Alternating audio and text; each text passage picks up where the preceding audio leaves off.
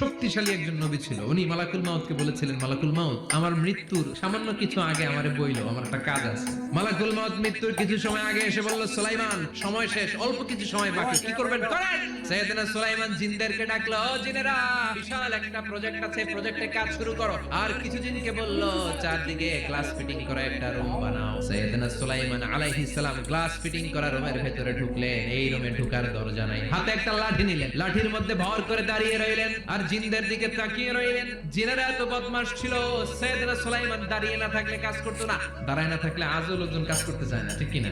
সুলাইমান আলাইহিস সালাম লাঠির মধ্যে ভর দিয়ে দাঁড়িয়ে রইলেন আর বললেন, কাজ করো। জিনেরাও কাজ শুরু করলো। ওদিকে মালাকুল মাউত এসে বলল, সুলাইমান সময় তো শেষ। সুলাইমান বলে, সমস্যা নাই, রূহ কবজ করো।